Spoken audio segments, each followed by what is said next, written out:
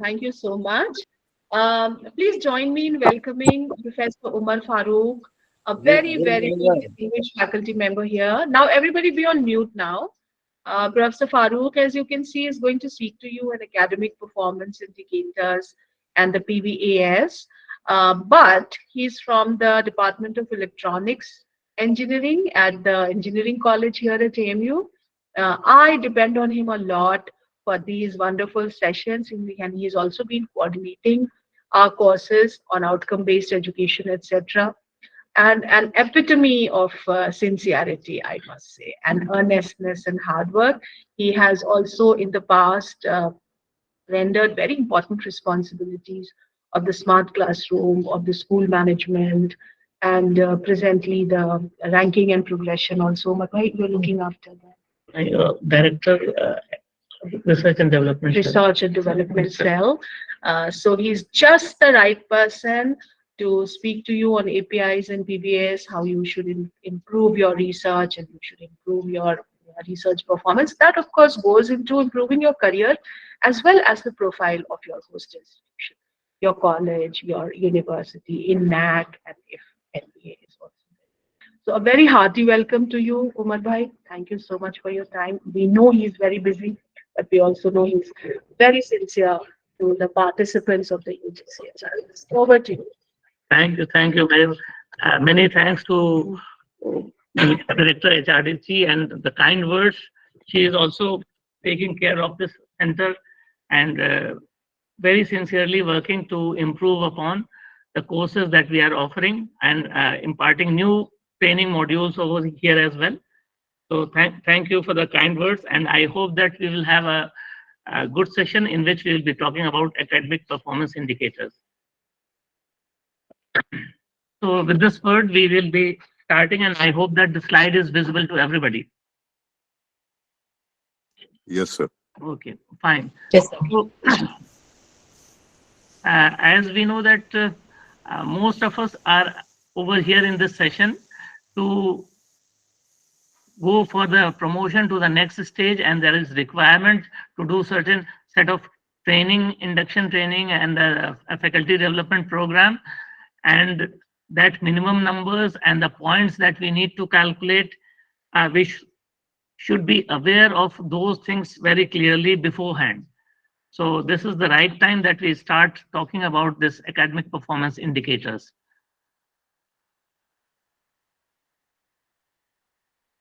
So if we see the outline of this talk will be what are the different indicators proposed by UGCs and what are the other possibilities that we can have apart from the standard indicators, because our basic objective as a teacher is to have a proper learning environment for the students and to transfer knowledge to the students as far an effective way that we can do. So that is the basic aim. And of course, for that, we need to be up to date in terms of the curriculum that is being followed nationally and internationally. And in terms of research also, we need to be up to date. So we will be talking about those sort of things and different categories of API and how do we calculate those points. That is the most important thing. What are the documents required to be attached with those forms that we will be applying for the career advancement scheme or for the case of direct recruitment. Then the assessment method that is being followed or recommended by UGC, and there may be some minor variations within the universities, but not much variation is actually there. And then we'll talk about the service requirement also and the API requirement for the promotion. And if time permits, we can talk about the shortlisting criteria for the interview. What are the different criteria which is being proposed by the UGC to shortlist candidates for the case at the entry level, of course. So the why at all this appraisal system is required. This appraisal was actually carried out in all those private industries, and maybe educational institutions internationally, uh, and it came very late in India. And the proposal actually for the API came in, regulation came into 2010, where the basic objective was to assess the performance and opportunities to discuss those results that we actually get from those API, and how can we improve upon those points that we have calculated in future. Another important thing that is related with this is the salary and the promotion, and the some sort of incentive also to be given in certain universities. But the basic objective of those assessment system should be that it must be fair and equitable. So this is a challenging task actually, to devise a system of assessment which is fair and equitable to everybody. We have got universities in Delhi, in big metro cities. We have got universities in the remote areas of our country. So how do we have the assessment system which doesn't give any advantage to those people who are actually working uh, in metros, and those who are there in the far-flung areas, they are not having any disadvantage. So to have that sort of criteria is a challenging task, of course. Another important thing is that uh, the objective of this is just to improve the teaching and learning process in the colleges and the universities. It is not about ranking or rating a teacher in that department or in that university or institution. So that is also very important.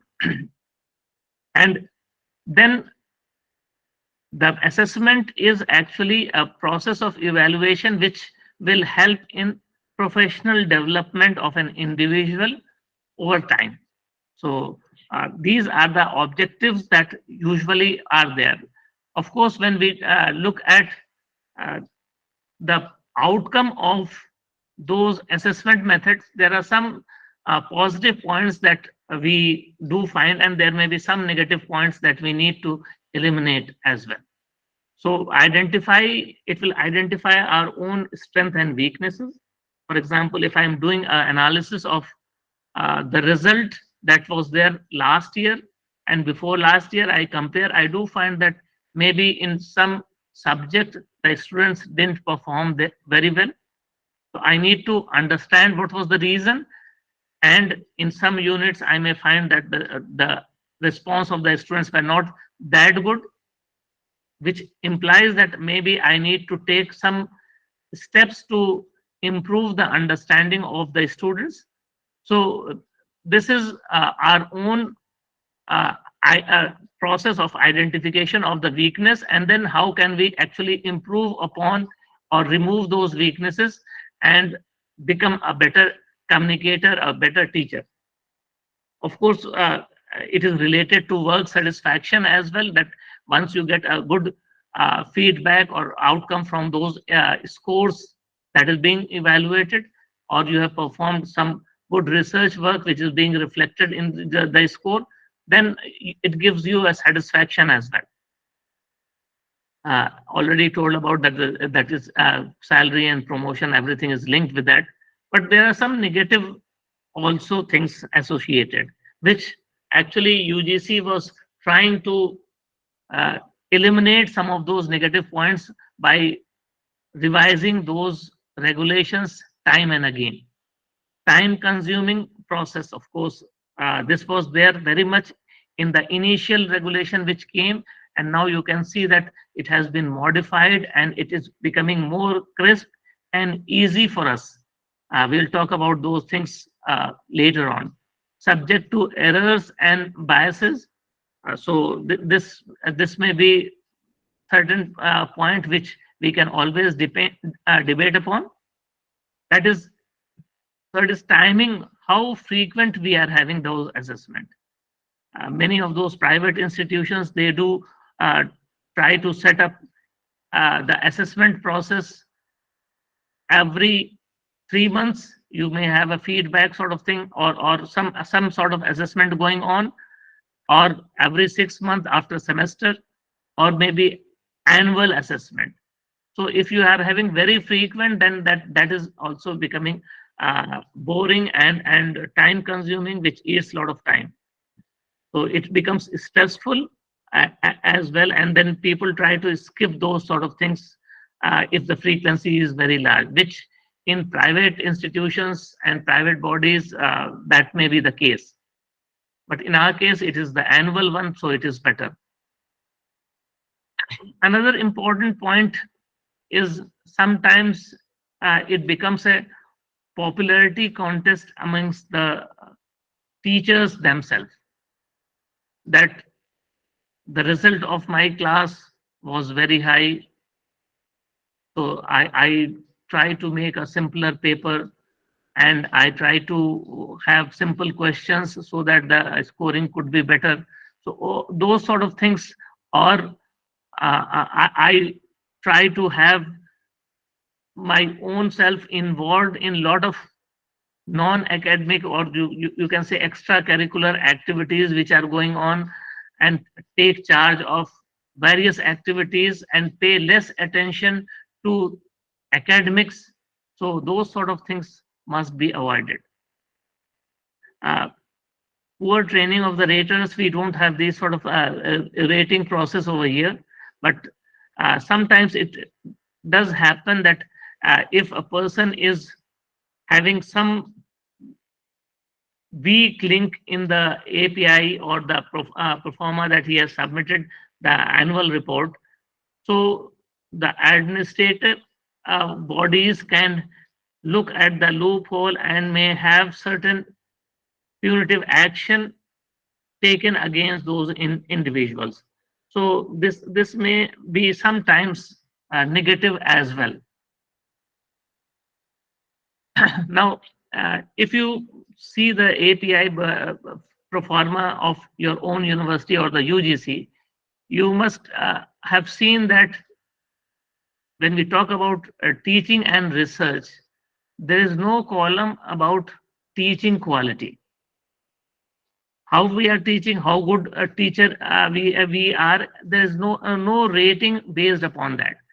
Reason being that this teaching quality is a very sort of subjective measure, and it will actually vary from individual to individual if somebody is rating. Because in the classroom, you will find that if there are 4 teachers teaching in a class, different subjects, you will find that all the 4 will be favorite of some student or the other. That is usually the case. So you cannot have a uniform sort of assessment. Of course, you can generalize, but then that training of the students to assess or to rate the teacher is again debatable. There have been a lot of debate whether the students should have a feedback in which they are rating the teachers or not. And therefore, you won't find those sort of things, controversial things over there. But of course, when a teacher is there, he is doing some research in the university context or in the college or in different research institutions. Over there, if you have got some research project, you have published some work, or you have got consultancy, all these things are objective, which can be actually measured. And therefore, these things have been included. Fellowship and membership, of course, of reputed professional bodies at the national and the international level. So if a person is renowned in his area, so he will be a fellow or member of various bodies, and he may be involved in various committees, making certain policy decisions or policy documents. So those are being acknowledged.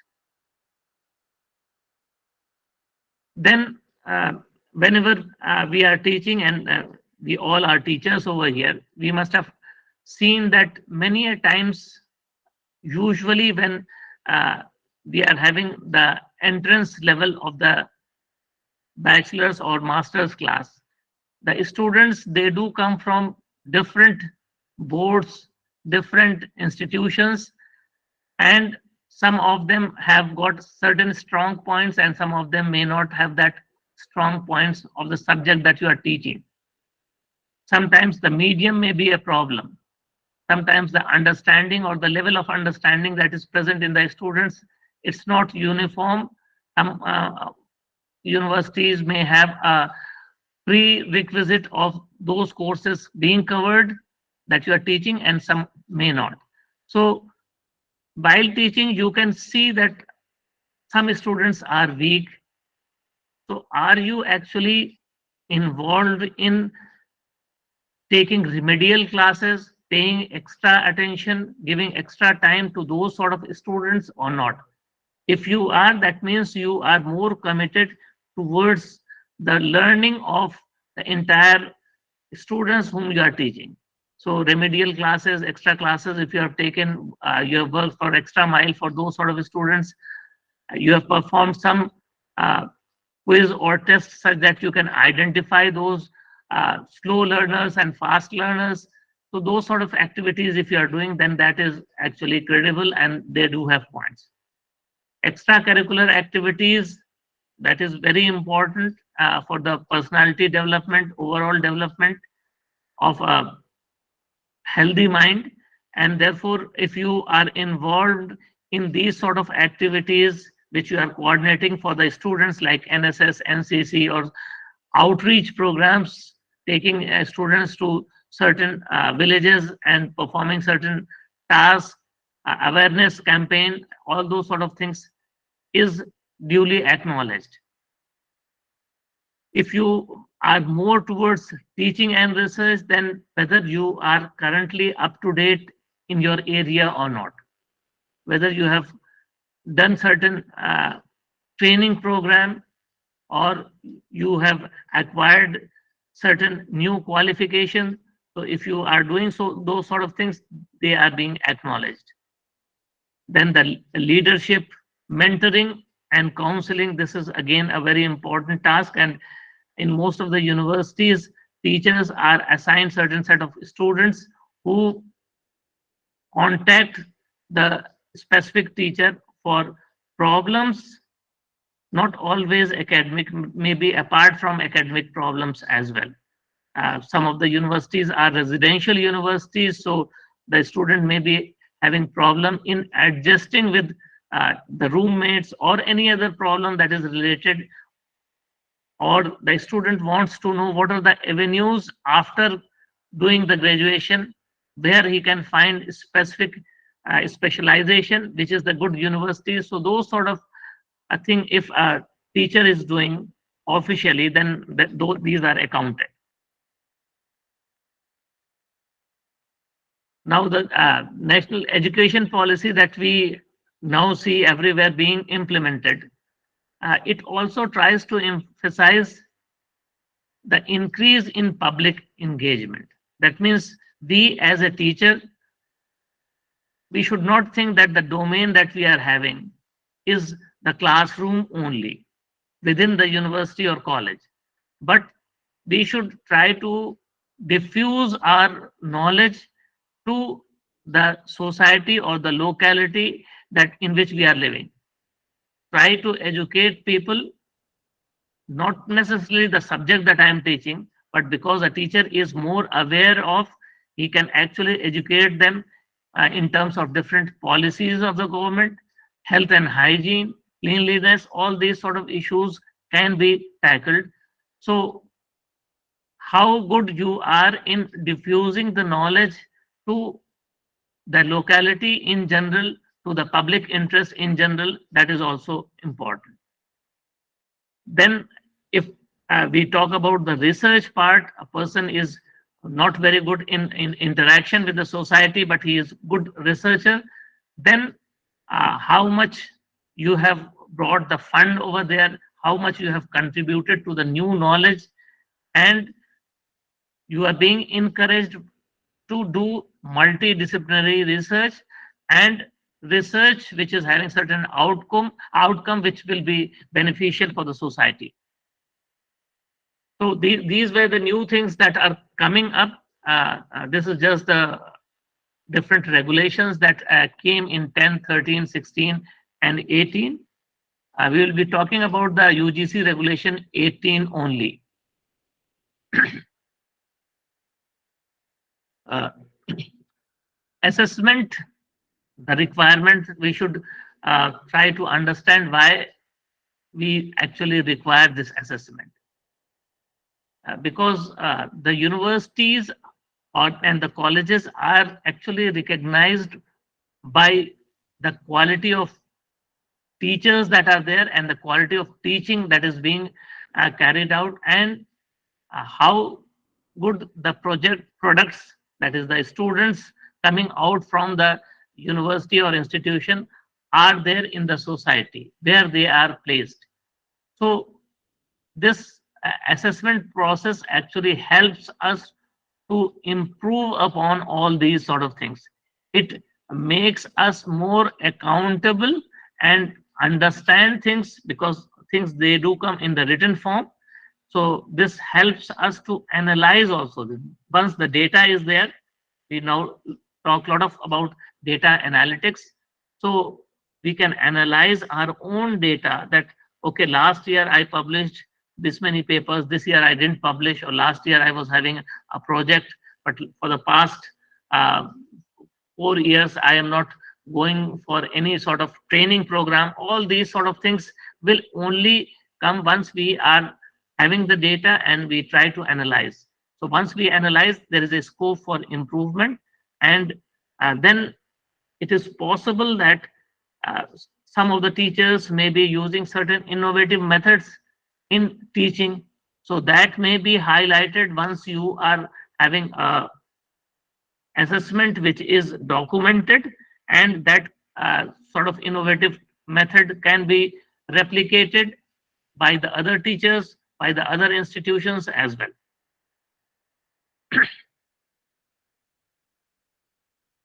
Now, this also is helpful, that if we talk about the ranking of the institutions, then the ranking depends largely on uh, the research outcome and the outcome in terms of the students who are there, where they are placed, how they are performing, and what are their average salary, and all those sort of things are there. Now, if an institution is good, based upon these rankings, you will find that the retentivity of the teachers over there, good teachers, will be high. Automatically, good faculty members will be coming to those sort of institutions which are actually having high performing teachers with them. So institutions can also grow in these terms because of the improvement that they can find in the teaching and learning process. So these were the general thing that I wanted to talk about the assessment process. Now I will come straight away to the recruitment process that is there, and what are the different processes and the scales, and then scale is not very important. We'll talk about the API then. So as we know that two sort of recruitments are there. First is the direct recruitment, which are at certain levels, and then those who are already employed, they may be promoted through career advancement scheme in their own institutions.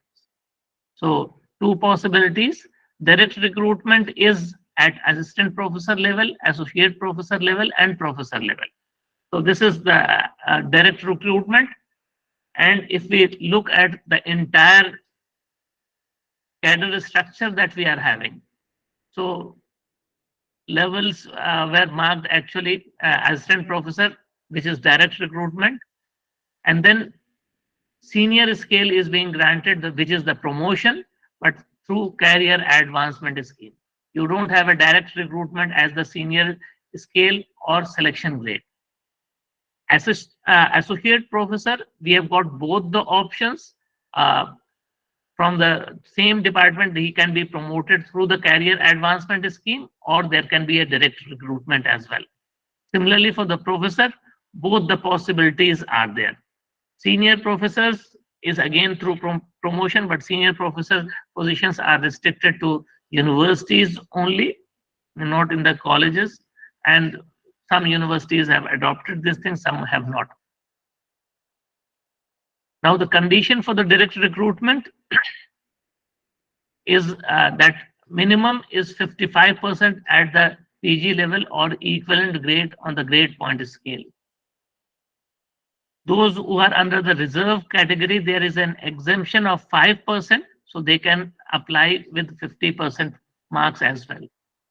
And that the national eligibility test or state eligibility test must be there. The teacher must have qualified these tests, or he must have a PhD as per the minimum standards that have been framed. Now, PhD has been exempted now with the new regulation which is coming up. We'll talk about that. But if somebody is having PhD, then there is a condition for the validity of the PhD degree. That is very important. These are the 5 points that must be endorsed by the dean of the academic or the registrar of that university from where the PhD work has been carried out. And the first one is that the PhD must be in the regular mode, most important.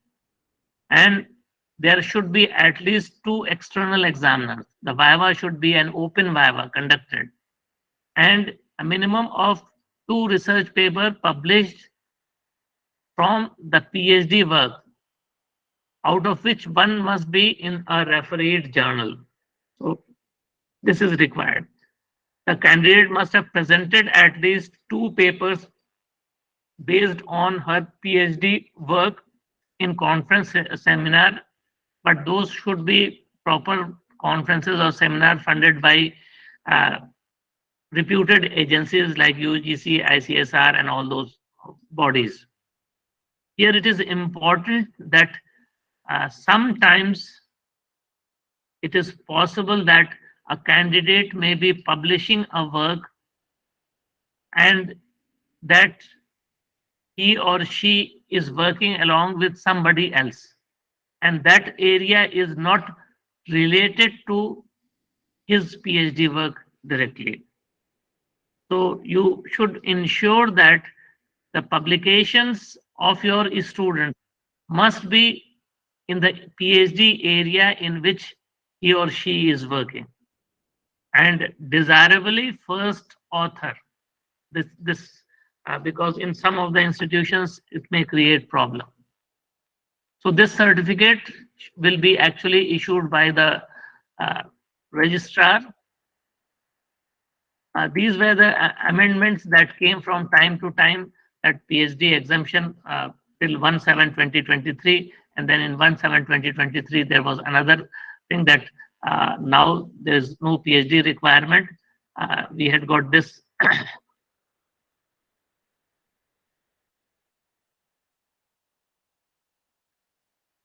this requirement coming over here, net select with minimum criteria. So PhD requirement was actually removed. But if you have that PhD, it is better. Now about the qualifications, I will not be going into the qualifications because in those qualifications, it depends upon faculty to faculty. There may be different requirements. In some places, bachelor's and master's degree may be written over there. In some cases, for example, engineering and technology, we may have various options like integrated MTech or ME. Somewhere a BS degree is given or MS degree is given. So all these options are there, which is in the case of engineering. And in some advertisement, you may find that in the relevant branch. So that relevant. Sir, I have a question. Yes, please. Sir जैसे हम में से कई सारे लोग ऐसे हैं जो अ, मतलब पीएचडी कंप्लीट किए बिना जॉब में आए हैं, मतलब उनके पास पीएचडी नहीं है। और मेरे साथ केस ऐसा था सर कि मैं पीएचडी में था, 2 साल कंप्लीट किया था मैंने, उसके बाद मैं जॉब में आ गया, तो I was not able to complete my PhD.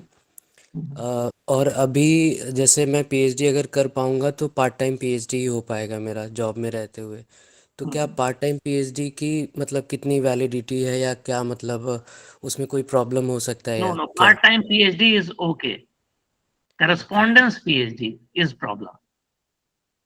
Okay sir. Part-time is okay, but as per UGC regulation, when you are doing a part-time PhD, there are courses to be cleared in the part-time as well. So those courses must be cleared, and usually the university is offering those PhD. During that part-time period, you can be away, but when the courses are running, you have to put in your attendance. So that is not a issue that if you are doing part-time. Okay sir, thank you. Sir इसी से जुड़ा मेरा एक question और है। जी। Newly appointment होने के बाद में sir, assistant professor senior scale के लिए जो लोग पीएचडी नहीं है, उनका प्रमोशन सर सीनियर स्केल में कितने साल के बाद होता है? We will talk all these things. We'll talk all these things. Okay, okay, thank you, sir.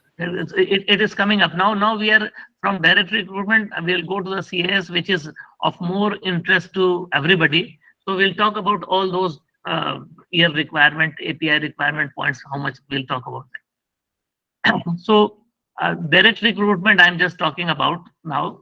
That was entry level. Now at associate professor level, with PhD, good academic record, master's degree, minimum 55%, equivalent grade, 8 years of teaching or research experience, and then publication requirement, and the research score should be 90. We will talk about research score, how do we calculate later on, but that should be now 90 for the direct recruitment, and 8 years of teaching experience is required. Now, for the case of professor, uh, eminent scholar, PhD in that area, 10 years of teaching experience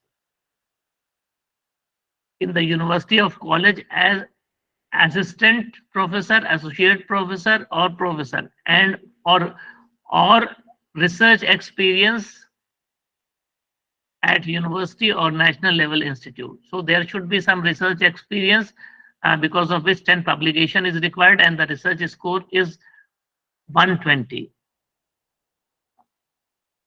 Now, must have an evidence of successfully guided a doctorate candidate. This is required, that you must have supervised a PhD for this particular minimum requirement for the professor's level. It is possible that sometimes in institutions like engineering college or management, or maybe medical institutions, you may have professionals working outside, which is not a educational institute.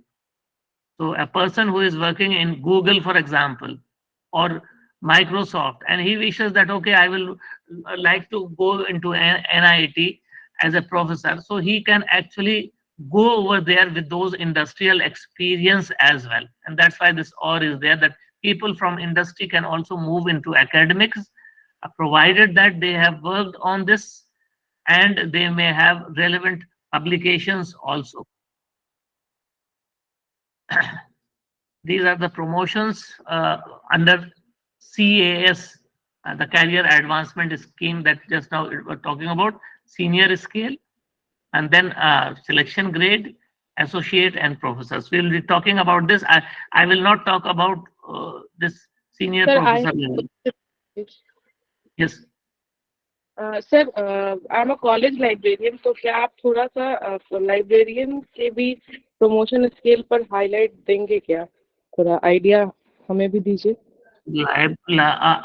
I'm sorry that I have not prepared anything about the librarians, because there is a slightly different uh, structure for people working in library science or library. So Right, sir. uh, I have not prepared anything related to that. I have just prepared in general, because every time we had people from the teaching community at assistant, associate, and professor level. So I'm sorry about that, but I can give you a link about regulations that are there from where you can explore. So Okay, this sir. was the latest thing that I just cut and paste from the website, that now you don't have this PhD requirement from the UGC chairman, Professor Jagdish Kumar, again person from IIT.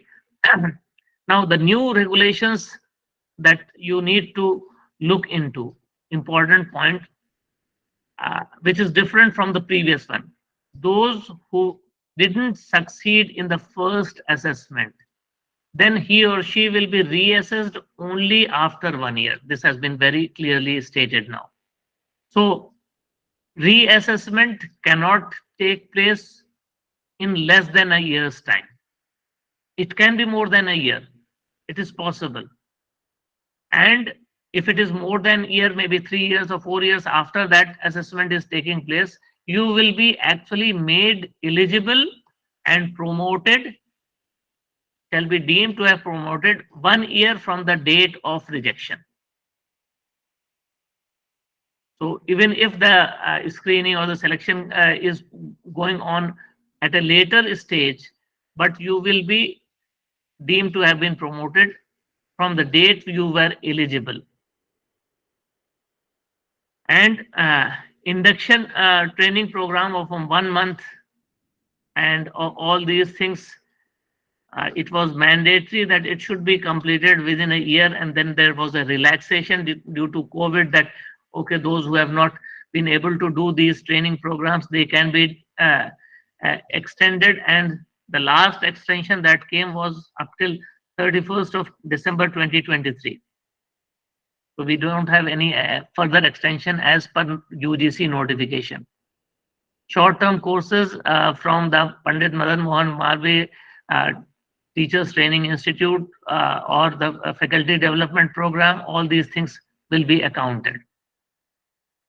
Then 40 hours of work in the office, that is there, that was earlier also, but now it has been clearly stated that it is necessary for the teacher to be available at least 5 hours daily in the university or college, which is very important, which in colleges there is no issue, but in universities people take this for granted, and many of us are not available for 5 hours daily. This is 5 hours daily.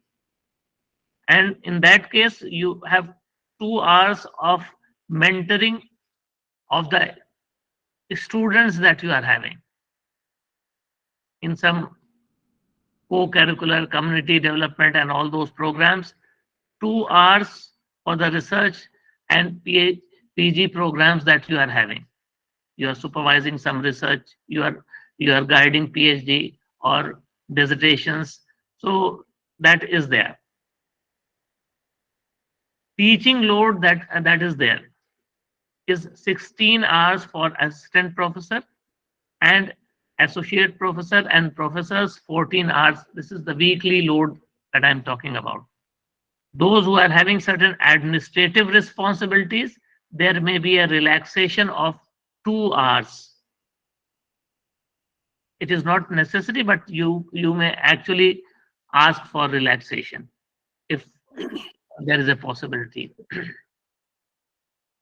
Now, when you are applying for your promotion, then these are the things that you should have before you plan to fill in the form. This is the first thing, is that you should be aware about the date of eligibility of your promotion and how much is the assessment period, 3 years, 4 years, or 5 years. So we will talk about those things later, but keep in mind that how many assessment years are there, and accordingly you have to prepare that. Then during that assessment period, you must know that what are the courses that you have taught, what were the administrative responsibilities that you had. Mind it, there should be office order for all these things. Courses taught, you will have a board of studies minutes in which the course was assigned to you. So you can have those things. You can have the attendance register copy or all those sort of things. If you are working as a sports in charge or a library in charge in your college, then that is an administrative responsibility. There will be an office order, and that office order should specify the year as well. In which year, because you have to claim these points within that assessment period that you are having. Mind it. So if you simply claim those things without proof, then the screening committee may reject those claims that you have got. And therefore, the points that you may evaluate and say that, okay, I have got or cleared this grade, it may be actually changed. Then you should be aware about the minimum score requirement for the promotion. How much score, what grade will be required to go to the next stage. If you know that threshold, then and only then you can, when you are filling, you will know that, okay, I have crossed that threshold and therefore I am now eligible for the promotion and I can apply. Another very important thing is that you have got papers, book chapter published, or you have got different awards, or you have got patents, or you have got maybe consultancy projects or research projects. All those information, their order copy should be with you, date should be with you, and the date should be within the assessment period. Mind it. For the case of research project, there is a possibility that the project was granted to you, which was not in the assessment period, but currently in the assessment period, you are running that project. Still, it is running, so it will be counted over there. Then another important point about papers or books that you publish, you must know the ISBN number, ISSN number, the journal name, the impact factor, the page number. All those things must be known. If you have delivered invited talk, you have supervised PhD, all those details during the assessment period, it should be collected. So these should be properly documented with proof. Now we will be talking about how do we calculate those points or grades, which you need to do. Everybody has to do these calculations. So the first activity one which is there is directly related to teaching, but of course not teaching quality. It actually calculates the percentage of the classes that you have taken as compared to what it was assigned to you. So you from the attendance register, it can be verified that what was the scheduled class and whether you were on leave or you were having some other work and you didn't engage those class. So if you have taken 80% or above classes that were scheduled, then you will get a grade which is good grade. You can claim a good grade over there. If 70 to 80% classes were engaged, then it is satisfactory. And if it is less than 70%, then this is not satisfactory. So this is a danger point where if somebody gets not satisfactory, this is bad.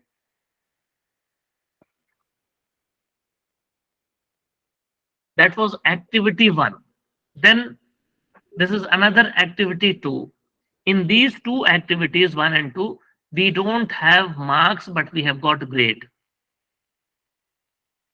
So this has become easy actually, and you will require in this activity 2 also documentary proof. In activity 1, for example, you will require the proof that this last year you were assigned by the board of studies this particular course, so that course number will be there, and then you can have the attendance. If you have attendance displayed something, so that will give us the record that how many classes you have engaged, total number of classes that were scheduled, so you can calculate and use that document as a proof.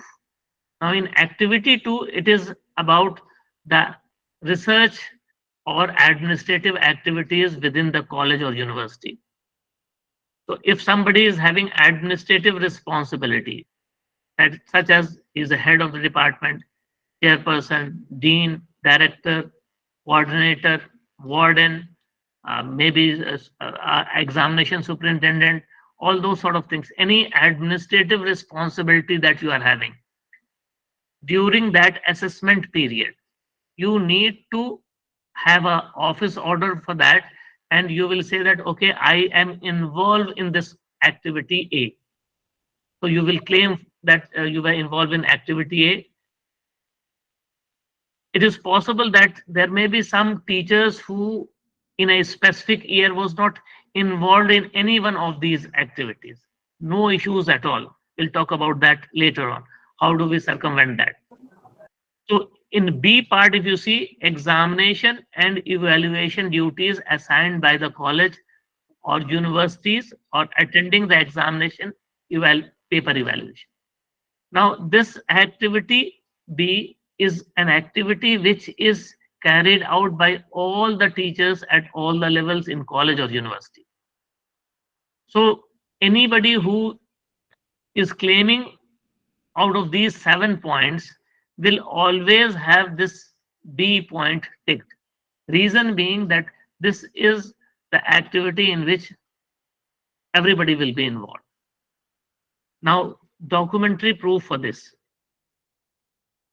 Examination and evaluation duties assigned. So, usually in board of studies, you appoint examiners for specific courses.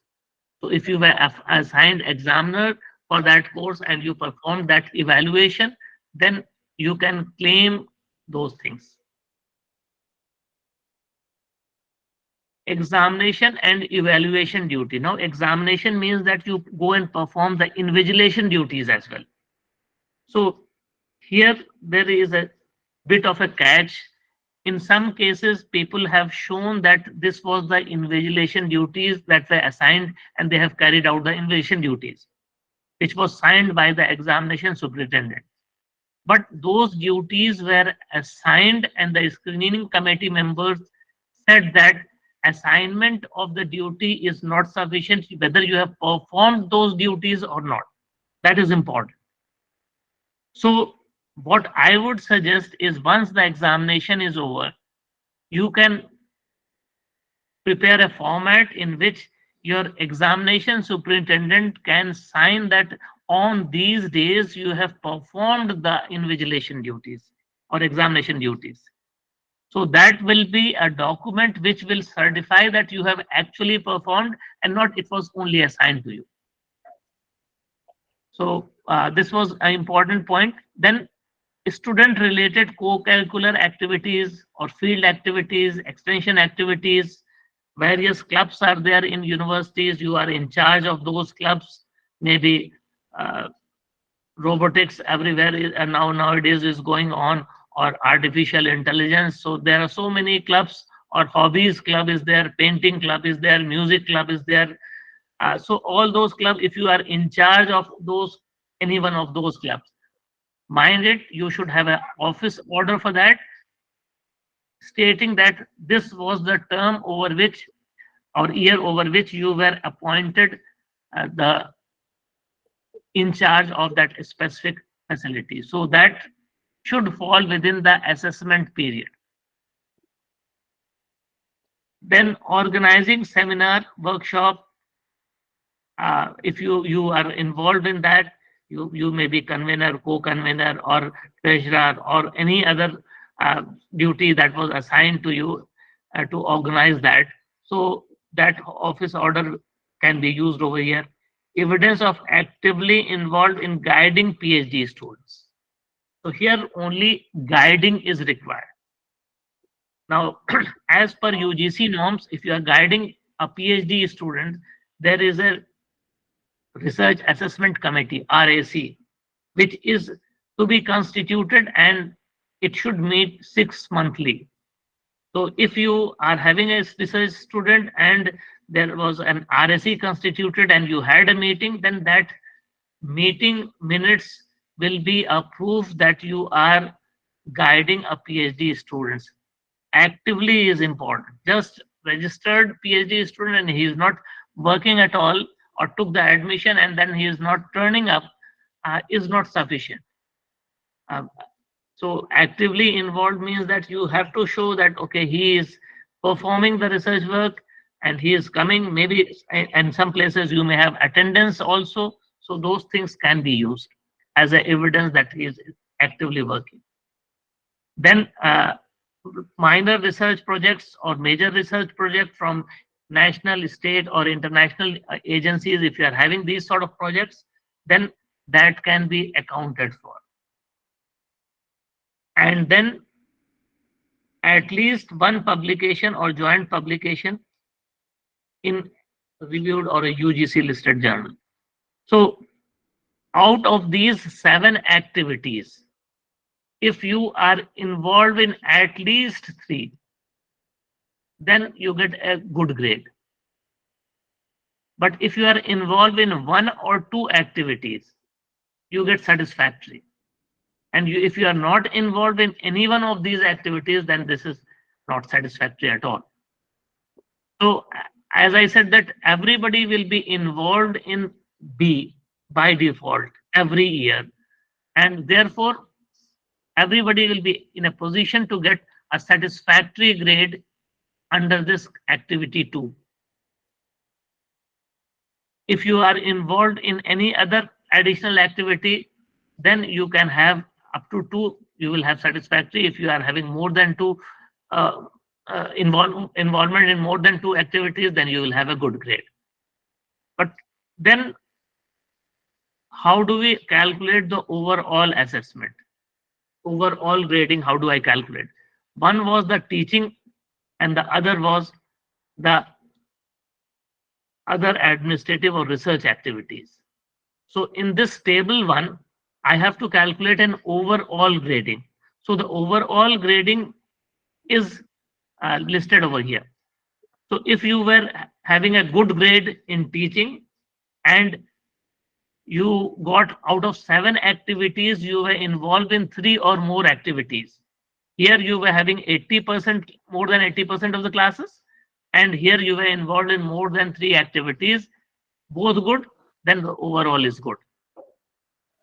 Now, if you have engaged more than 80% of the classes and you were involved in 1 or 2 activities, that means you were having a satisfactory performance in activity 2, then the overall grading was again good because you were good in teaching. You were sincerely working, taking the classes, more than 80% of the classes you have taken. So even if second one is satisfactory, the overall grade is good. If in teaching you were satisfactory, that means a person has engaged only 70 to 80% of the classes, but he was involved in a lot of activities, research and administrative. So still it is satisfactory. So if you were satisfactory in teaching, it is still satisfactory. So irrespective of whether you are good or satisfactory in other activities, whatever you are doing in teaching is weighing more.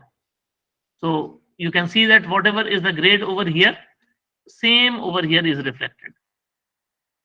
Now, if you are having unsatisfactory in any of the 2, the overall is unsatisfactory. So if you are good in teaching, but you are unsatisfactory in those administrative and research responsibilities, then it is unsatisfactory. That means you are not involved in any of those 7 activities.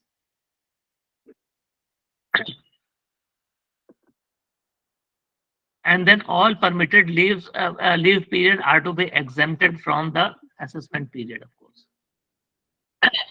Now this is the table 2, where we do have the point calculation, which is at some places it may be a bit tricky. So we need to look at this in a bit more detail.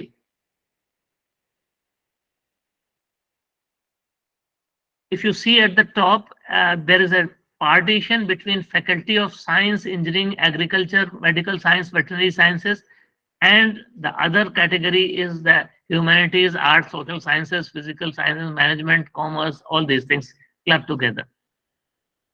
So if a person is in any one of these, or a person is having a department in any one of these categories, and he publishes a research paper which is in a peer reviewed or UGC listed journal, he will get 8 points for that particular paper.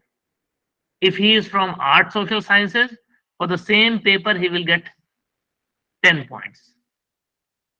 But there is more to this one, because if you have published the paper, then whether the paper is in a refereed journal or not.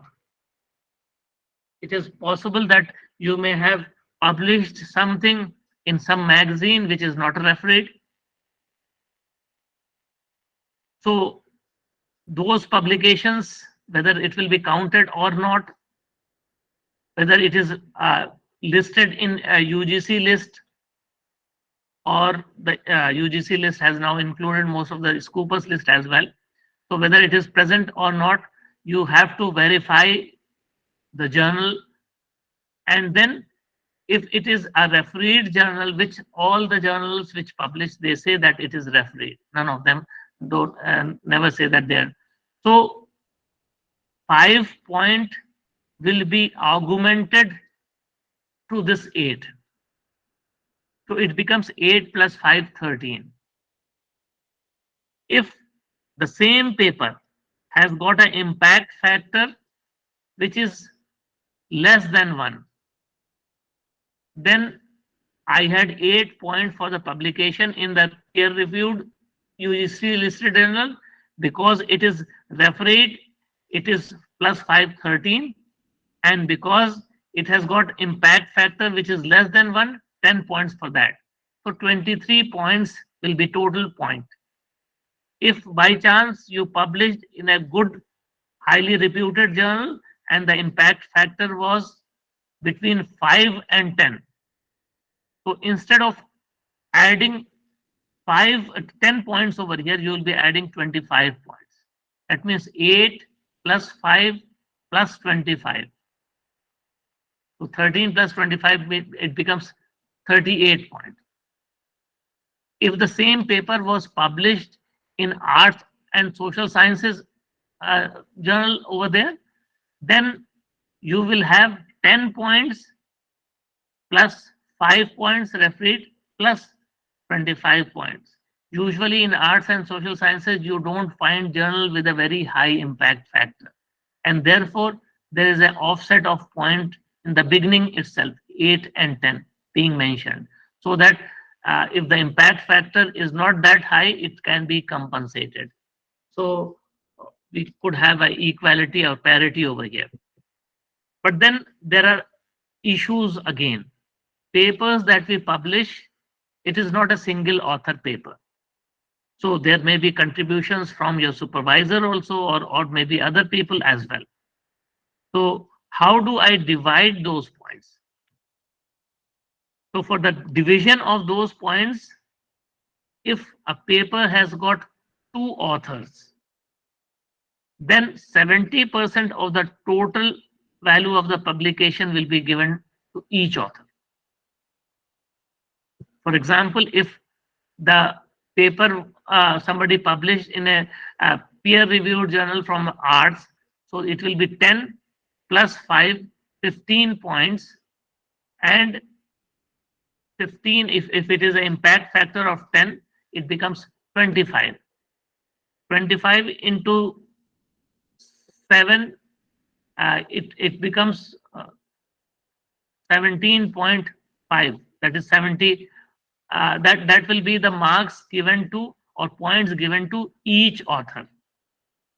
So he will not get 25 points for that publication if there are two authors. If it was a single author paper, then he will get full 25 marks. But if it is having two authors, another co-author is there, then both of them will get 70% of the total point. If there are more than two authors, then the 70% of the total points will be for the first principal and the corresponding author, and 30% of the total value of publication will be for each of the joint authors. So this is the distribution which will be followed if there are more than two authors. It's not that that point is distributed. If you try to have the addition of points of all the authors, it will be going more than the maximum points that is there. So it's not the division of the points. I hope it is clear. Yes, sir. Fine. Good. Now, if we move to the next, which was now from the publication of books or book chapters. Earlier it was a journal publication, now it is books and book chapters. You will find that here there is no difference. Both the columns, two columns that we were having, science, engineering, and this was arts and social sciences, both of them are now having equal points over here. There is no difference. Here we were having difference, but now here there is no difference. Sir, I have a one query. Yes, please. Sir जैसा कि अगर more than to authors होते हैं, suppose 3 authors हैं, 4 authors हैं, उसमें जो corresponding author जो है वो 3rd नंबर पे है, ठीक है, और फर्स्ट ऑथर कोई और है, तो उस केस में जैसा कि बी पॉइंट में दिखाया गया है फर्स्ट, प्रिंसिपल एंड करस्पॉन्डिंग, तो उसमें मार्क्स का डिस्ट्रीब्यूशन किस तरीके से होगा?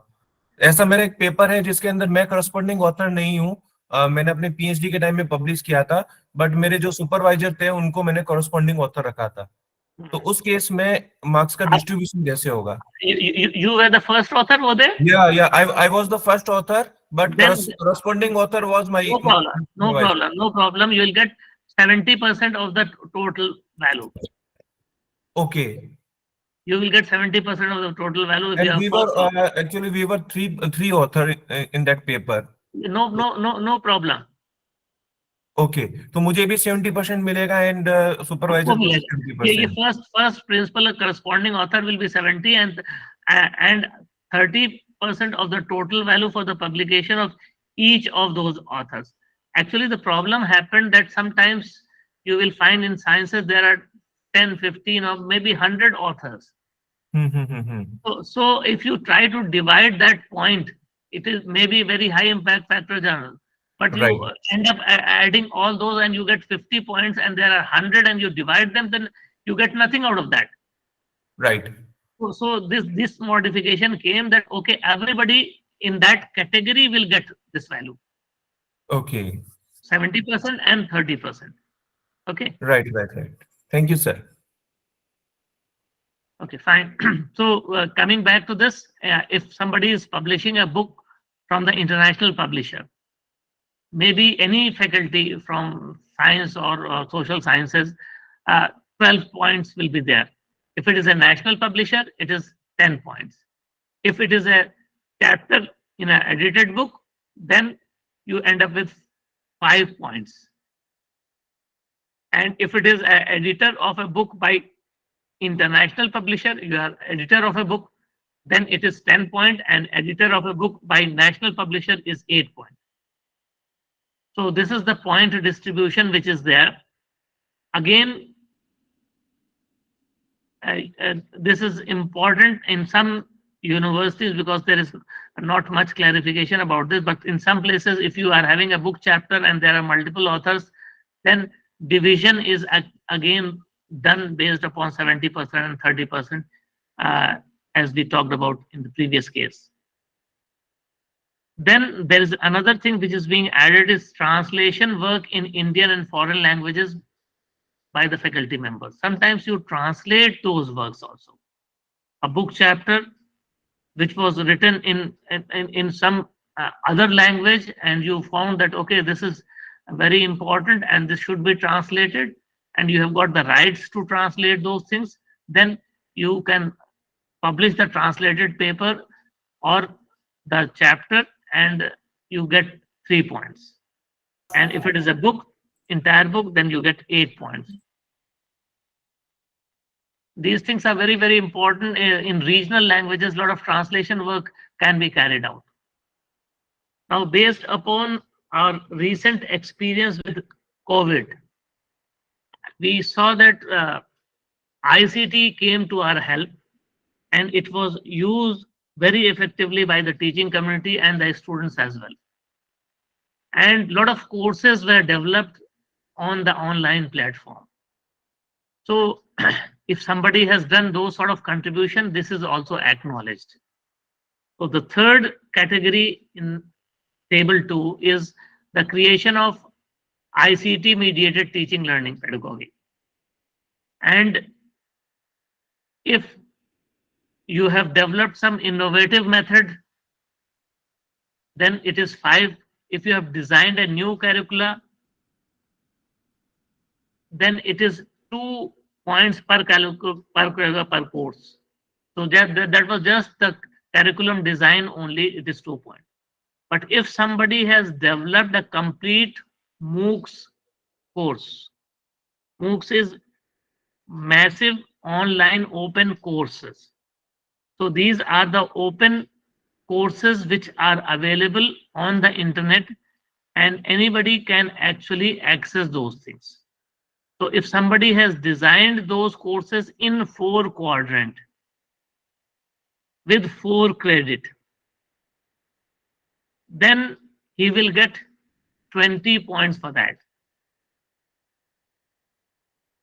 If it is less than 4 credits, then you end up with 5 marks per credit. Now the question is, 4 quadrant means what? Means that you have got an audio video lecture, that is 1 quadrant. You have got teaching materials, e-content for that particular course, that is another quadrant.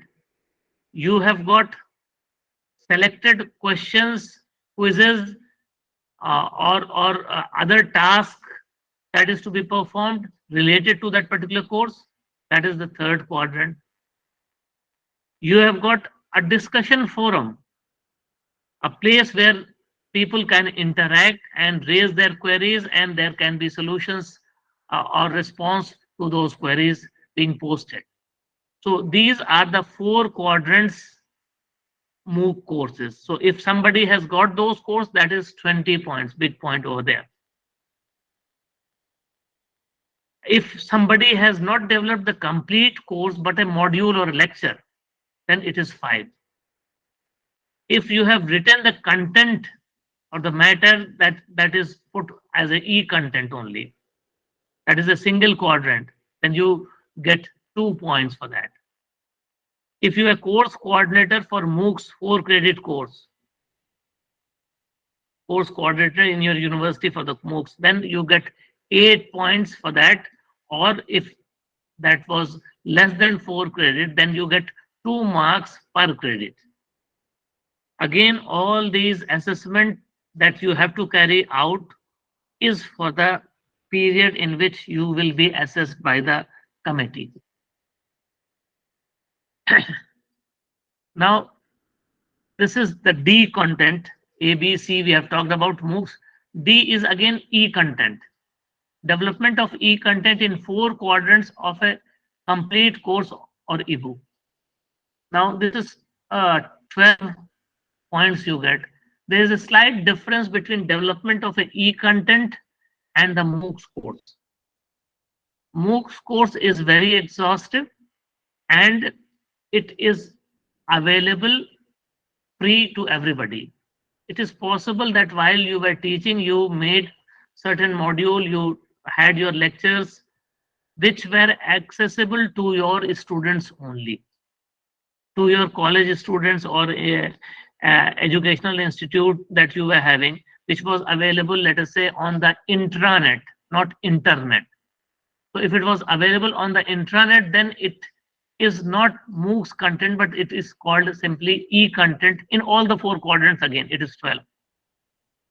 So per module 5, again, these are the marks distribution that you are having.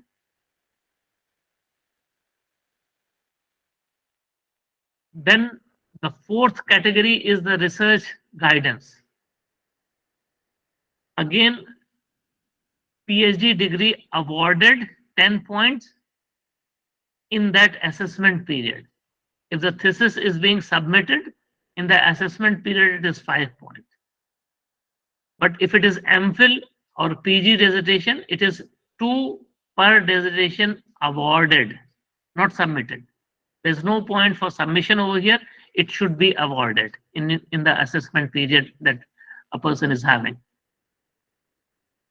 Then the research project, if you have just completed the research project in the assessment period, you will have 10 points if it was of 10 lakhs. If it was of less than 10 lakhs, it will be 5 points. If you are having an ongoing research project, then if it is more than 10 lakhs, you are having 5 points. If it is less than 10 lakh, it is having 2 points. Now, this is ongoing means that if it is a research project running for 2 years and it is of maybe 15 lakhs, then if the 2 years are falling in your assessment period, you will have 5 points for each year. That means 10 points. So that is to be taken care of, and consultancy 3 points. Now again, there is a division in this, that sometimes we supervise a PhD and we have got a co-supervisor as well. So if I have a co-supervisor, then I won't be getting that complete 10 marks, but I will be getting 70% of the total marks. Both shall get 7 marks, the supervisor as well as co-supervisor. But in the case of project that I am having, the point will be split equally. Both of them, PI and the co-PI, will get 50% of the total marks each. Now, if the patents,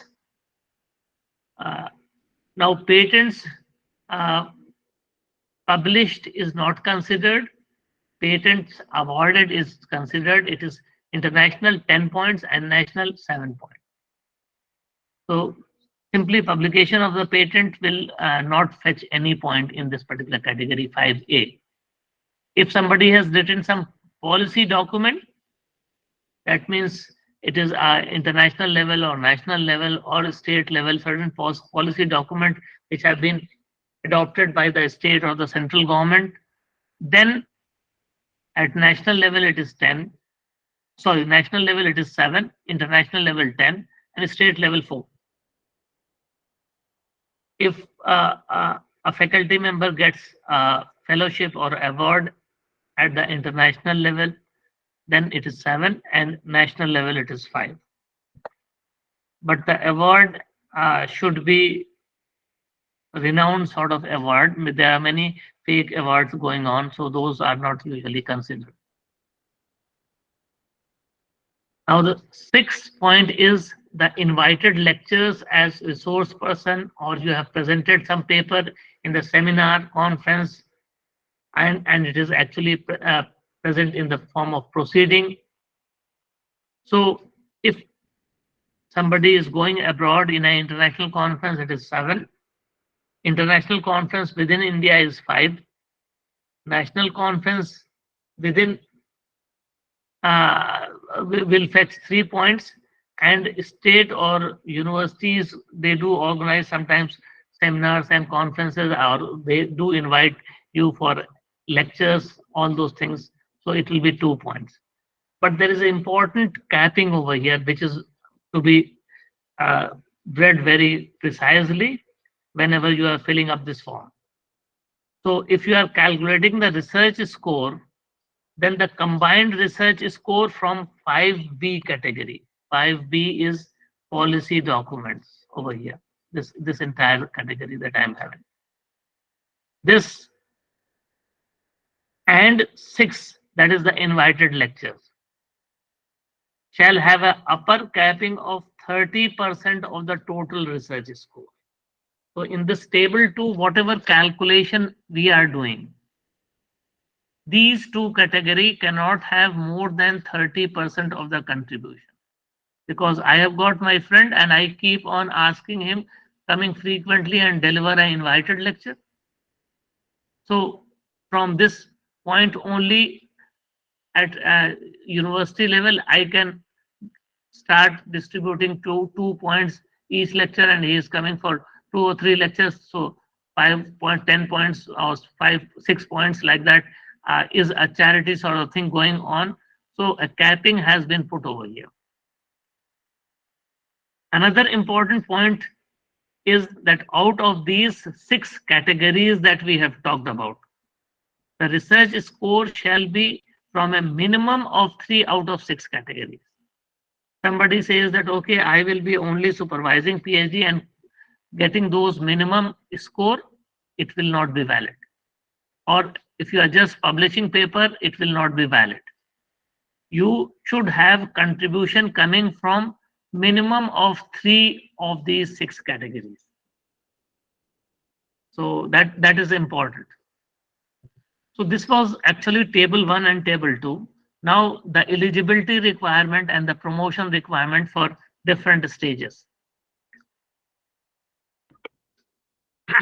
Usually the initial stages are important to you all, rest may not be very important. Now if we go from the level 10 to level 11, that is the going to the senior scale level. So 4 years of service with PhD, this is the requirement, or 5 years of service with MPhil or PG degree in professional courses such as LLM, MTech and all those things. And 6 years of service for those without MPhil, PhD or PhD degree in professional courses. So 5 years, 4 years, 5 years or 6 years. This is the minimum requirement research score that we have talked about in table 2. It should be 40 for the university teachers and 20 for the college teachers. So table 2, appendix 2 that we have just now talked about, for the college teachers, it should sum up to 20 from 3 different categories and 40 for the university teachers from 3 different categories. There should be some minimum score in at least 3 categories. Now, if somebody is satisfying this, then he should also get satisfactory or good grade. That was table 1 that we were talking about.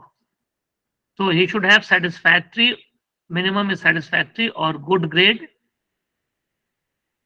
in at least 3, 4 or 5 years for those who are having 4, 5 or 6 years of assessment requirement.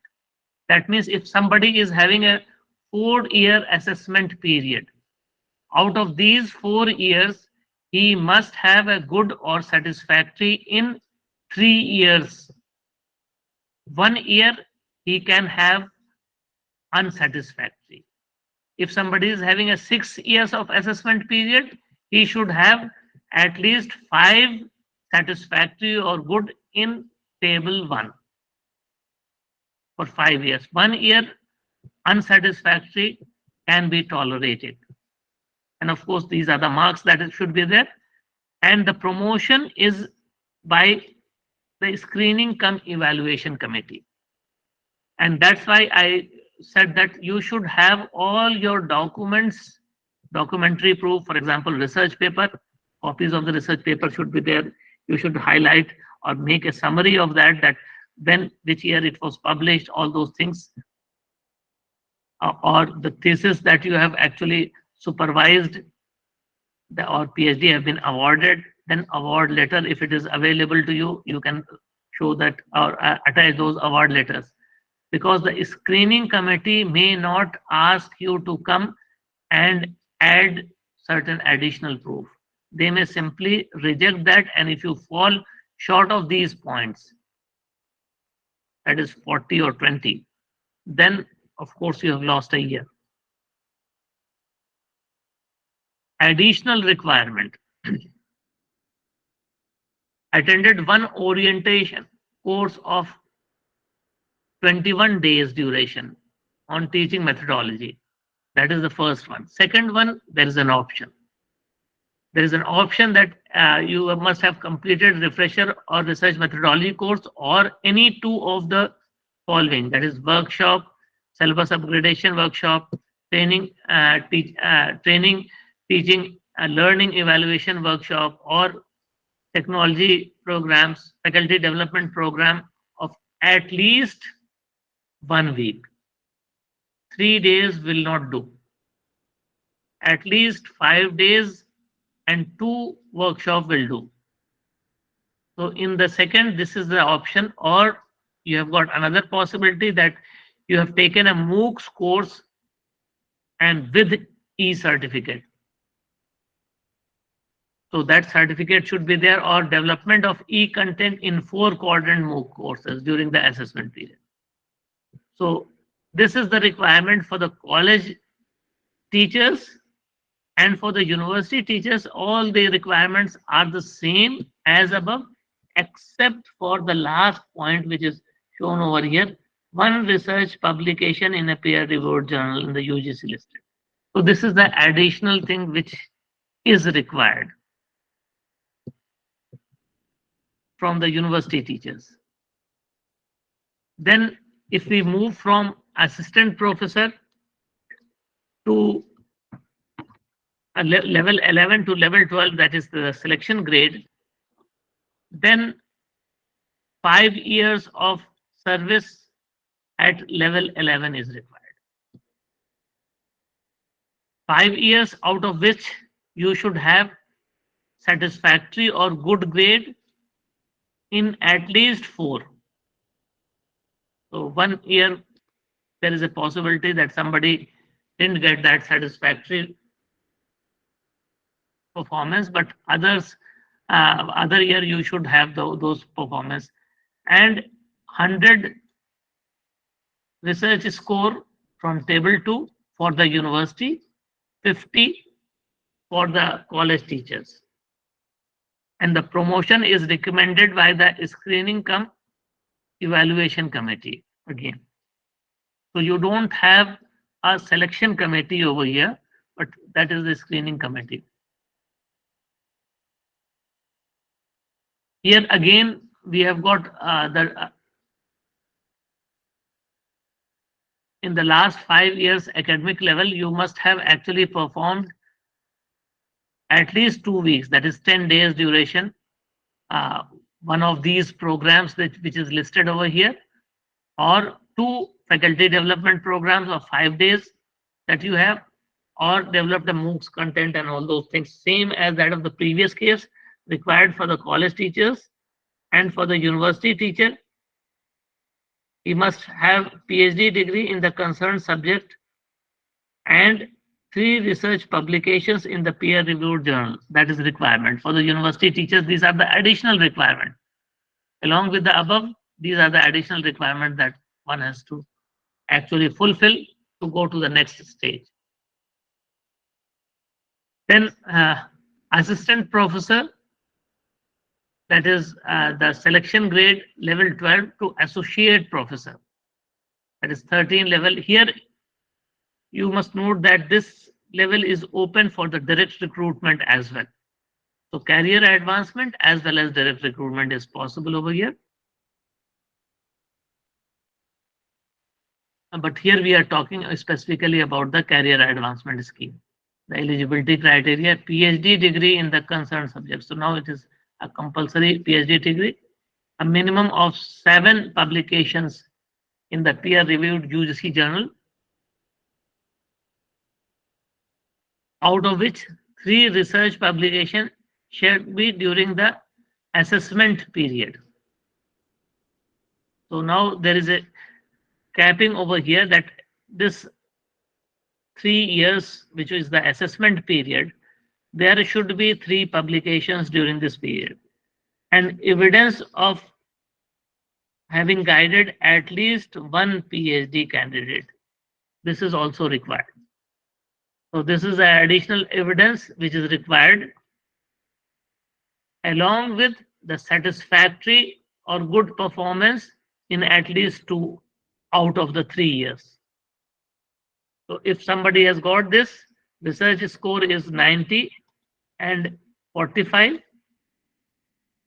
for the college and 90 for the university teachers, then the promotion for the post of associate professor is recommendation through the selection committee constituted as per regulation. So now this is a proper selection committee which is actually going through the application and then recommending. Additional requirement, again the same requirement, training program and all those things. So as I told you earlier, that a teacher is supposed to be up to date, and that's why at each stage same sort of training, faculty development program or some technology related program is to be actually is to be taken in the assessment period. And if you are having the MOOCs certificate, then it is okay. Some of the applicants actually try to go for the MOOC certificate. If you get the MOOC certificate, then that may be exempted. Now, going from associate professor to the professor level, should I go into this because or there are people who are in this category? No one, no one, sir, in this category. Uh-huh. No one in this category. No one in this category. So I have got shortlisting criteria also. This is a shortlisting. Please mute yourself. Yes. Thank you.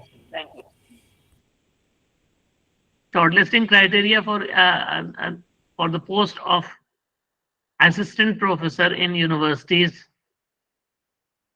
and of course I have got in colleges as well. So if you want, we can go through this, or if you want question answer session, we can have question answer session, because I have covered all those things, points that were required to be. Sir मेरा एक सवाल था sir इसका कोई PDF मिलेगा sir promotion rules है sir UGC की website पर अवेलेबल है। और दूसरा है सर कि अगर कोई इंसान कोई टीचर जिसका पीएचडी नहीं है लेकिन टीचर एक्सपीरियंस है 15 साल का, तो क्या वो एसोसिएट प्रोफेसर बन सकता है? Without PhD now it is not possible. Okay sir, thank you. Sir मेरा एक क्वेश्चन है। What about the sorry PDF or the material about इसको साउंड आ रही बहुत ज्यादा। Lot of echo is there. Yes. बहुत गूंज रही है। सर मेरा एक क्वेश्चन है। Yes, please. सर सबसे पहले मेरी बधाई लीजिए, बहुत ही अच्छे ढंग से और विस्तार रूप से आपने समझाया हम लोग को। Thank you. सर जैसे हम लोग कॉलेज में पोस्टेड हैं और कॉलेज का जो वर्क प्रोफाइल होता है यूनिवर्सिटी के वर्क प्रोफाइल से थोड़ा भिन्न होता है, डिफरेंट होता है। जी डिफरेंट होता है सर। तो वहाँ यूनिवर्सिटीज में टीचिंग के अलावा रिसर्च पे ज़्यादा फोकस किया जाता है और उनको ज़्यादा अपॉर्चुनिटीज मिलती है। जी सही। हम लोग सर कॉलेज में हैं, बहुत सारे कॉलेज में बहुत सारे विषय में सिर्फ यूजी का ही पढ़ाई होती है। तो सर हम लोग अपना कैसे एपीआई स्कोर बढ़ाएं, इन्हेंस करें, क्योंकि हम लोग को ज़्यादा फोकस, ज़्यादा वर्कलोड टीचिंग का होता है और कॉलेज की एक्टिविटीज़ पर, जानते ही हैं सर जो सिस्टम है। तो हम लोग कैसे अपना सर एपीआई स्कोर को आगे बढ़ाएं, इस पर कुछ विचार आप व्यक्त करते तो अच्छा Okay, लगता। okay. Okay. See, research publication is difficult in colleges. So, Amit ji mike off करिए। Sorry sorry. what you could, what I would suggest is that if it is possible, you can associate yourself with a university nearby, and then try to have some collaborative work such that you get some publications out of that, if it is possible. That is the first thing that you can do, because the point calculation comes from these research publication in the first category. Unless and until you have got publication, at least you get, maybe you are not a principal author or a corresponding author, but you are in the other category. You have contributed in some way, your ideas or something like that. So you will get at least 30% of the total point that is coming out. So that is possible. What people have done recently, which is not a good practice, and UGC has now stopped those sort of journals also, that people have written a single author review, not of quality but very low standard, and many of those paid journals published that, and people got promoted, and therefore UGC has removed many of those journals which were initially listed, and many of those new journals, high ranking journals, are coming up. So that list is continuously updated, and you keep track of those. Before publishing your paper, check whether it is there in the list or not. That is one possibility. You can always write a book or a book chapter in your area. So that is one possibility, where you, whatever subject you are teaching, you write down a book in that specific area, not necessarily published by an international publisher, maybe national publishers nowadays, they are very much willing in that. So you could have 10 points over there by a national publisher. Development of MOOCs course is difficult, of course, but this e-content development, maybe you can sometimes upload your lecture on YouTube and share that link with your students. Sir, so can I make my own channel? Yes. Okay. So you can make your own channel, and you can have the claims of that. And while you are applying for the promotion, you take the screenshot of your web page, the web address, and you can also, if you have got more students following, you can show those sort of things, highlight that it is popular among the students. So that is another possibility that you could have. Projects in the universities, if you can attach yourself with somebody who is active in research in a university nearby, then it will be good. Otherwise, it is difficult to have projects directly coming to the colleges.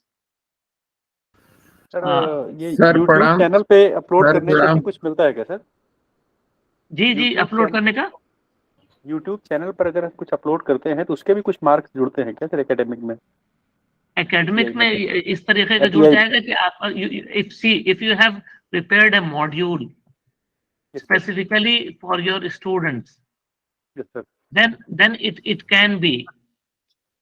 Sir, Pranam, this is the Ramesh Chandra Yadav, Assistant Professor of Sociology, Baishwara PG College, Raebareli. Sir, I have a couple of questions. Sir, पहली चीज तो ये कि कुछ कॉलेजों में PhD उपलब्ध नहीं होती, तो एसोसिएट बनने के लिए पीएचडी कंपलसरी है, जबकि यूनिवर्सिटीज में डायरेक्ट रिक्रूटमेंट के लिए पीएचडी कंपलसरी नहीं है। फ्रॉम कैश के थ्रू हमें जाने के लिए पीएचडी कराना होगा और डायरेक्ट रिक्रूटमेंट के लिए वो नहीं है। दूसरी चीज सर कि एफआईपी क्या एक की जा सकती है या एक से ज्यादा की जा सकती है या कोई इसमें लिमिटेशन है? फैकल्टी इंडक्शन नहीं, FIP induction program minimum requirement is there.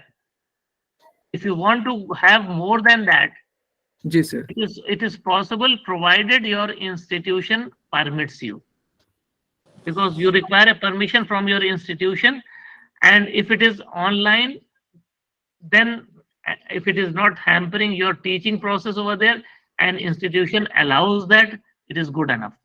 Is there any restrictions to number of PFIPs, sir? No, there is no restriction. Number of days restriction is there, that for example FDP is there, it should be of minimum 5 days. Now if I say that this is the faculty development program for 3 days and I will have 2 faculty development programs coupled together to mark it as 6 days, it won't do. दूसरा सवाल इसी जो समयांतराल को लेके sir, क्या एक FIP या एक वो रिफ्रेशर कुल के समय अंतराल साल भर कोई नियम है या ऐसे ही रखा जाता है? See, there is a rule that within a year you should have completed this, but many a times it is possible that the induction program of 1 month should be completed definitely within 1 year. This is what the regulation says, but it is not very strictly implemented, because in the first year itself it becomes very, very difficult for the institution to grant you leave to go for these sort of courses. नहीं, मेरा सवाल sir ये है कि यदि कोई college नहीं है, कोई जरूरी नहीं है, आप फौरन कर सकते हैं, हाँ कर सकते हैं। यदि कॉलेज परमिट कर रहा है हमें साल भर में 2 एफआईपी के लिए, तो मैं कर सकता हूँ कि नहीं? बिल्कुल कर सकते हैं, बिल्कुल कर सकते हैं। और सर ये पीएचडी को लेके कैसे सॉर्ट आउट होगा? अगर हमारे कॉलेज में पीएचडी उपलब्ध नहीं है तो हम एसोसिएट नहीं बन पाएंगे। तो आप जैसे अभी बताया था पार्ट टाइम आप कर सकते हैं ना कहीं और से। नहीं सर, पीएचडी एसोसिएट करना है जिसमें कहा 1 स्टूडेंट को पीएचडी सुपरवाइज करने के लिए बोल रहे हैं। सुपरवाइज जी sir. For the college? Yes sir. College के लिए देखिए, जैसे सर अभी आपने दिखाया ना क्राइटेरिया में कि एक सुपरवाइजर बनना, एक पीएचडी कराना जरूरी है एसोसिएट बनने के लिए। I'll just go back to that. But ये तो पॉसिबल है सर, यूनिवर्सिटी में एनरोल कर लीजिए खुद को सर, हमारे यहाँ तो हो रहा है सर। नहीं पीएचडी कराना स्टूडेंट्स को सुपरवाइजर बनना। हाँ मैं समझ रहा हूँ, जैसे हमारे यहाँ जो पीएचडी है कॉलेज में, वहाँ रजिस्ट्रार को लिख के देना होता है कि I am eligible to guide the PhD student, so they will appoint you as a. अब हो जाता है, लागू कर दिया गया, अभी हो रहा है सर, हमारे यहाँ तो हो रहा है। अब कॉलेजेस में इस तरीके की चीजें कर दी गई हैं जी। जिस कॉलेज में है वहाँ पर पीजी बच्चे नहीं होंगे तो पीएचडी कराने के लिए स्टूडेंट कहाँ मिलेंगे? नहीं, ये जो चीजें हमने ये बताई हुई है यहाँ पे, this is for the case of the universities that may be there. For the college there may be exemptions. हाँ सर, लास्ट कॉलेज में evidence of having guided at least 1 PhD. Yes, it is possible that, see, what people are doing, one is that taking permission through the registrar, other is that you can become a co-supervisor. So you may not get full point for that, but this is the evidence that you are supervising. So there is a possibility that in the university somebody is the main supervisor and you are the co-supervisor, and that is officially there. So you can officially guide or become a co-guide of that students, and you will be eligible because you have got the evidence of supervising a student. It is not that you are co-supervising, both of them are supervisor, but marks distribution there is a difference, but you will be fulfilling that minimum criteria also.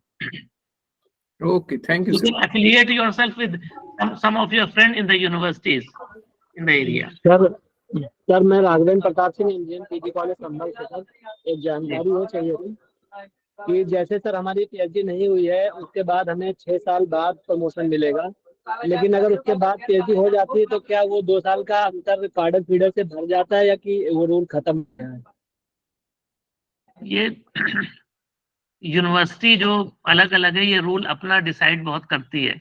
ये इसके लिए UGC ने बहुत ज्यादा strictly कुछ चीज नहीं clear की हुई है। तो जैसे सर पहले के जो लोग थे सर वो बताते थे कोई कार्डर फीडर करके कोई रूल है जिससे वो गैप को भरते हैं या खत्म हो गया वो क्लियर नहीं हो रहा है। वो इस नए जो रेगुलेशंस आए हैं उसमें इस तरह से ये चीजें नहीं है। जी सर। और सर एक क्वेश्चन ये था, मतलब क्वेश्चन क्या था, जानकारी है सर कि क्या जो रामानुजन अपनी एफआईपी चलाती है क्या ये वैलिड है प्रमोशन के लिए? कौन से क्या? रामानुजन जो मूव से चलते हैं सर, रामानुजन यूनिवर्सिटी अभी एक चल रही है दिल्ली में, उनके एफआईपी के कोर्स चलते हैं।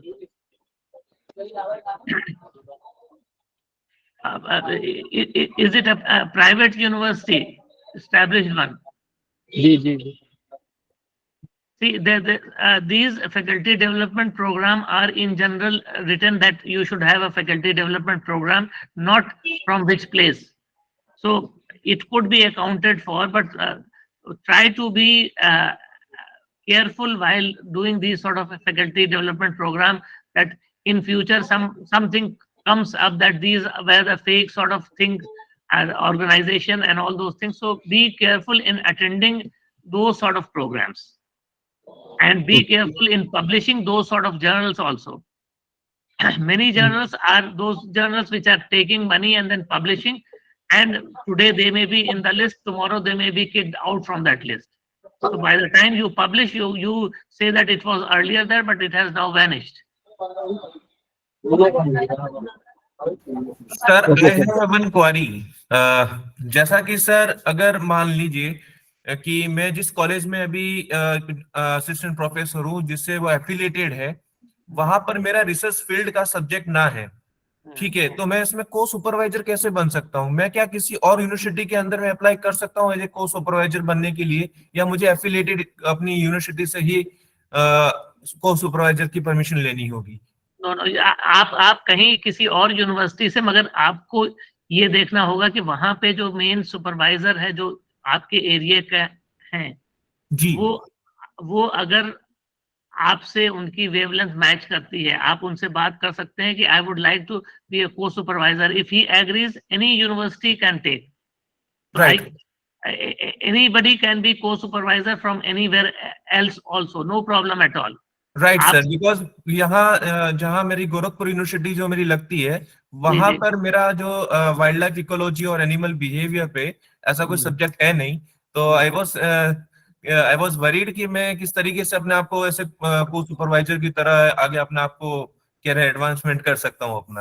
हाँ, तो वो आप किसी और यूनिवर्सिटी में देख ले वहां पे कि जहाँ पे ये डिपार्टमेंट हो, या आपने खुद पीएचडी की हुई है तो आपके सुपरवाइजर किस यूनिवर्सिटी, कहाँ से पीएचडी की आपने? जी, I have done from Jodhpur, Jain and Vyas university, Jodhpur. Jodhpur में भी your supervisor is still supervising and you are in touch with him, so you can request him. Actually, he got retired 4 years back, so okay. but other professors are there, so I can right. So you can contact them and say, you have got an expertise in a specific area, so you could be helpful in providing some information or supervising those students over there. But then you have to make these things official, right? So that you have got record of all these things, and that evidence is very important. Right, sir. Thank you, sir. Good afternoon, sir. Good afternoon. Sir मैं Pradeep Singh government college Machhiwara Punjab से बोल रहा हूँ sir. Yes please. Sir हमारे college में कई teacher ऐसे हैं जिन्होंने एमफिल करी हुई है, उसके बाद भी उनको एसोसिएट ग्रेड भी मिला है, उसके बाद वो प्रोफेसर भी बने हैं, इवन प्रिंसिपल बन के भी रिटायर हुए हैं, और कुछ लोग हैं ऐसे। तो सर एक तो ये रिक्वेस्ट थी कि आपने जो स्लाइड्स अभी सारी शो करी है सर, क्या ये शेयर हो सकती है हमारे साथ? जी जी जी, बिल्कुल शेयर हो जाएगी जी। एक सर ये प्लीज, एक तो आप ये जरूर कर देना सर काइंडली। दूसरा सर ये बताइए कि वो लोग कैसे सर प्रमोट होते हैं फिर, जैसे हम लोगों ने अभी पीएचडी जो नहीं कर रखी, जिन्होंने, हमें 10 साल से ज्यादा हो गए टीच करते हुए, तो क्या हमें वो प्रमोशन मिल सकती है? देखिए बहुत से पीएचडी वाला रूल गवर्नमेंट 2020 का है सर। जी पीएचडी वाला रूल 2020 में आया है सर। ये जी ये जी ये बहुत से लोग पहले एक तो प्रमोट हो गए जब ये रूल नहीं था, और दूसरी चीज जी ये कि बहुत से rule the universities have to adopt these rules which are actually coming from UGC. So once the जी university adopts these rules, then the rules will be enforced. And जी many a times there is a lot of delay between the adoption of the rule and the rule being published by the UGC, the regulations जी published by UGC in the Gazette. So जी it is possible that those promotions were done early, long time back, and they were governed by different rules, जी not by this current one. So okay if you are governed with this current rule, then it is not possible. But I जी know sir there were people in many of those universities who have been professor without PhD. That early days, yes, of course, that is true. जी ठीक, thank you sir, thank you sir. Okay then. Sir एक excuse me sir, एक Yes, query please. मेरी है। तो जैसे आज का sir digital समय है, तो मूक कोर्स की जैसे आपने बात करी है with E certification, for example sir जैसे आजकल यूट्यूब पे लेक्चर के वीडियो के सीरीज बनते हैं, तो जी. क्या अगर वो कुछ ऐसा सिस्टम जैसे कि मूक के अंतर्गत हमें कोई इनिशिएटिव लेना हो तो सर क्या प्रोसीजर्स अपनाने पड़ेंगे? अच्छा, मूक्स के लिए अभी तो स्वयं जो पोर्टल है आपका, जी उसमें कॉल यूजुअली आती है कि if you are interested in developing a course which is not there on the platform, government of India platform Swayam portal is there. So if you want to develop, then you can submit a proposal, okay and sir, with all those details, the course content and all those things, a write-up is to be submitted, and that will be actually given to an expert committee. The committee will look into that, and if that proposal is approved, you get money also for that course, and you get also some expertise also to how to do the recording and how to do the editing and all those sort of things. So you get a lot of money for developing these course once the proposal is accepted. But that coursework should not be already present on the SWAM portal website itself. So you can scan through your area, and then you can contact them if you are having a unique proposal and they find it interesting and people will opt for that, then it is good. You can start a full-fledged course of that, and you will get funding for that as well. Okay sir, okay, thank you sir. Sir मैं ममता मीना हूँ, Saint John college Agra से हूँ। Sir मेरा एक question है कि अगर हमने जब पीएचडी के ड्यूरेशन में कोई पेपर पब्लिकेशन करवाया, तो जैसे एक्स्ट्रा मतलब 3-4 हमने करवाए हैं, 2 तो हमने उसमें थीसिस के साथ लगाए हैं, पर अगर हमारे एक्स्ट्रा भी हैं जो कि हमने उसमें शो नहीं किए हैं, तो क्या वो हमारे जो पेपर पब्लिकेशन है हमारी प्रमोशन में काम आ सकते हैं? नहीं, ये पेपर जो आपने पब्लिश किए थे, ये असेसमेंट पीरियड में है? नहीं सर, पहले करवाए हैं। तो असेसमेंट पीरियड एक्चुअली जब प्रमोशन में आप करते हैं, तो असेसमेंट पीरियड के ही पॉइंट्स होते हैं, जो भी आप मिनिमम पॉइंट्स कर रहे हैं, तो वो असेसमेंट पीरियड में होते हैं। तो सर ज्वाइनिंग के बाद जो मैं करेंगे वही वाले काउंट होंगे? जी जी जी जी जी जी, वो आपके तो यूजफुल होंगे कि आप कहीं और अगर अप्लाई कर रहे हैं, तो वो वहाँ पे स्क्रीनिंग में, शॉर्ट लिस्टिंग में, पब्लिकेशन, ये सब चीजें, वो अगर यूनिवर्सिटी इसको क्राइटेरिया रखती है तो वो कर सकती है। अगर इसमें तो आपका असेसमेंट पीरियड ही अपने इंस्टीट्यूशन में वही चलेगा। Thank you sir. ओके, तो we have got past 20 minutes past the time allocated to us. Thank you sir. Okay, then. Thanks for Thank your you, sir. Thank you very much, sir. Thank you, sir. attention. Thank The you, sir. questions that we have answered thank you sir are on the basis Thank you, of the sir. things Thank you, महत्वपूर्ण sir. जानकारी के लिए sir आपका बहुत बहुत धन्यवाद Thank you, everybody. Thank you sir thank you very much sir Thank you very much. Thank you, sir.